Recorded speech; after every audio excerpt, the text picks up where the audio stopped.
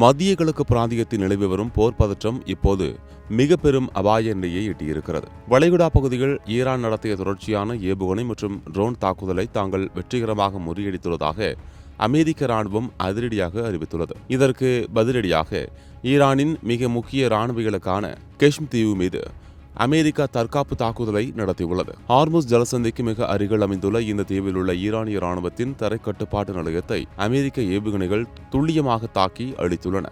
அமெரிக்காவின் மத்திய ராணுவ தலைமையகமான சென்காம் இந்த தகவலை அதிகாரப்பூர்வமாக உறுதிப்படுத்தியுள்ளது. இந்த மோதலின் போது ஈரான் தனது அண்டை நாடுகளான குவைத் மற்றும் பக்ரைன் ஆகியவற்றை இலக்காக கொண்டு பல பாலிஸ்டிக் ஏவுகணைகளை ஏவியுள்ளது. ஆனால் குவைத்தை நோக்கி ஏவப்பட்ட 2 ஏவுகணைகள் இலக்கை எட்டுவதற்கு முன்பே நடுவானில் சிதறி விழுந்தன. பக்ரைன் மீது ஏவப்பட்ட 3 ஏவுகணைகளை அமெரிக்கா மற்றும் பக்ரைன் நாட்டு வான் பாதுகாப்பு படைகள் வெற்றிகரமாக இடைமறித்து அழித்துவிட்டன. இதற்கிடையில் பக்ரைனில் உள்ள அமெரிக்க கடற்படையின் 5வது பிரிவின் தலைமையகத்தை தாங்கள் தாக்கி அழித்துவிட்டதாக ஈரானின் புரட்சிகர பாதுகாப்பு படை உரிமை கோரல் விடுத்திருந்தது. ஆனால் அந்த தகவலை முழுமையாக மறுத்துள்ள அமெரிக்கா ஈரானின் அனைத்து தாக்குதல்களும் தோல்வியடைந்து விட்டதாக தெரிவித்துள்ளது. கடல் பகுதியில் முறையாக பயணம் செய்து கொண்டிருந்த வணிக கப்பல்களை குறிவைத்து ஈரான் ஏவிய 3 தற்கொலைப்படை ட்ரோன்களையும் அமெரிக்க ராணுவம் சுட்டு வீழ்த்தியுள்ளது.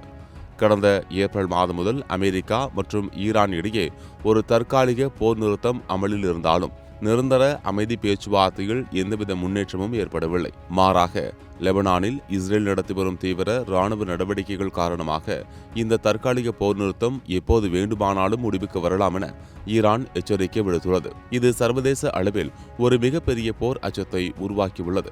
மற்றொருபுறம் ஈரானிய துறைமுகங்களுக்கு அமெரிக்கா விதித்துள்ள முற்றுகையை மீற முயலும் கப்பல்கள் மீது அமெரிக்கா கடுமையான நடவடிக்கைகளை எடுத்து வருகிறது.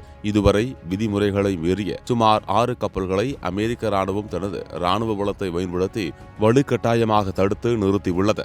உலகளாவிய எண்ணெய் மற்றும் எரிவாயு போக்குவரத்திற்கு மிக முக்கியமான ஹார்முஸ் ஜலசந்தி பகுதியில் நிலவும் இந்த தொடர் மோதல்கள் உலக பொருளாதாரத்தில் ஒரு நெருக்கடியை ஏற்படுத்தும் என அஞ்சப்படுகிறது.